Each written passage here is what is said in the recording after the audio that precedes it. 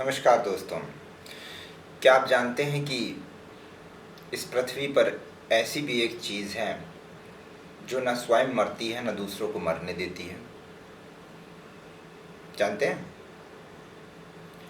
आज हम इसी विषय को लेकर के हाजिर हुए हैं, पृथ्वी के उस अमृत की बात कि जो स्वयं न मरती है और जो उसका सेवन करता है वह भी नहीं मरता। मैं हूं आचार्य जितेंद्र सिंह, निर्योग ट्रस्ट से। आज हम विषय करेंगे हमारी प्यारी इस औषधि की। एक लकड़ी है जिसको मैंने 23 मार्च यानी कि जब एक दिन का लॉकडाउन हुआ था, सर्वप्रथम पहला जिस दिन हम लोगों ने तालियां बजाई थी, उसके अगले दिन जा कर के अपने घर के पास में एक पेड़ से तोड़कर ले आया था और जिसको मैंने अपने आंगन में डाल दिया था, जहाँ काफ़ी धूप रहती है। काफ़ी दिन धूप में पड़ी रही। अभी मैंने कल परसों देखा, मैं प्रयोग करता रहा, काफ़ी सारी लाया था, उसमें से एक है ये। आप जोर इसे गौर से देखें तो यह लकड़ी अभी यहाँ से मोटी है, यहाँ से सूख चुकी है, ये देखेंगे यहाँ से सूख चुकी है, यहाँ तक सूखी हुई है, फिर इसके बाद में ये गीली है। और अभी मैंने इसे परसों देखा तो इसके अंदर ये नए पत्ते निकल आए हैं। ये जो इसका एक भाग निकला है ये इसकी जड़ है, जो स्वतः उत्पन्न हुई थी जिस समय हम लाए हैं, तब ये नहीं थी। इसको किसी प्रकार की मिट्टी अथवा जल मैंने नहीं दिया, ये पूर्णतः धूप में पड़ी हुई थी, जिसका सबूत है कि बीच में से ये सूख गई है। ऐसे ही नए पौधे इधर भी निकल रहे हैं, ऐसे ही नए अंकुर इधर निकल रहे हैं। ये होती है गिलोय। सामान्य भाषा में गिलोय कहते हैं। इसी का दूसरा नाम है गुड़िचिका, गुच्छ या अमृतिका। इसको अमृतिका भी कहा गया है। अमृतिका यानी अमृत के समान। वर्तमान समय में जो कोरोना जैसा जो एक विषाणु पूरी दुनिया में फैला हुआ है, यह उसकी दवा तो नहीं है, परंतु यह हमारी इम्यूनिटी को इतना मजबूत बना देती है कि वायरस हमारा कुछ नहीं कर सकता। ये जो औषधि है ये हमारे लीवर को इतना साफ कर देती है, हमारी स्प्लीन को इतना साफ कर देती है, हमारे शरीर के एक एक अंग को साफ करने का काम करती है। जिससे क्या होता है, हमारा जो लीवर है वो अपना जो स्वाभाविक कार्य है वो कर पाता है, स्प्लीन अपना पूरा काम सही रूप से कर पाती है। ऐसी है गुड़िचिका। स्वाद में कैसी है वो तो आप पिएंगे तो जान जाएंगे। पहचानना कैसे है इसको, पहचान एक बड़ा विषय है।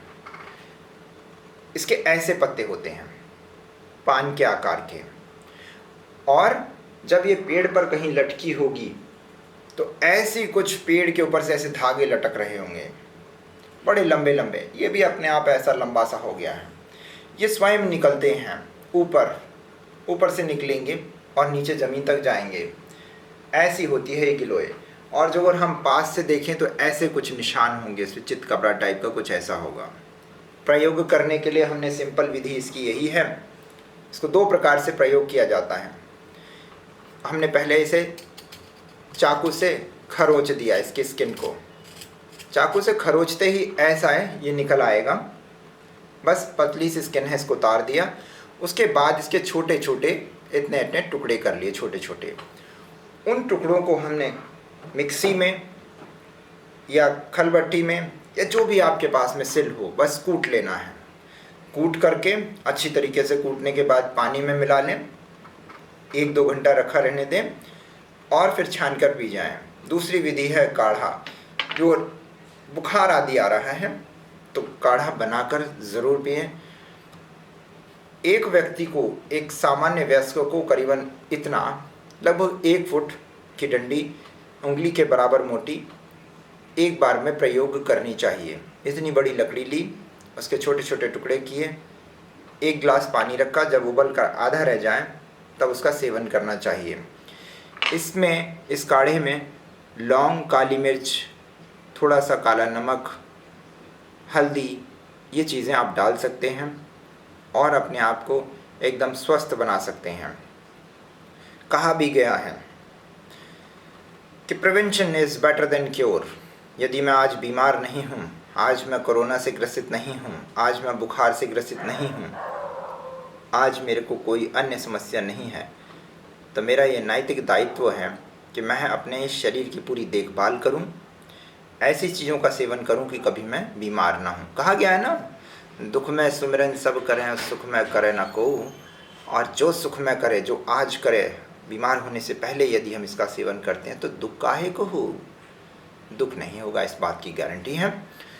तो आज हमने जाना गिलोय के लाभों के बारे में। आशा करता हूँ आप इस अमृतिका के बारे में समझ गए होंगे कि ना तो ये मरती है और ना इसके सेवन करने वालों को यह मरने देती है।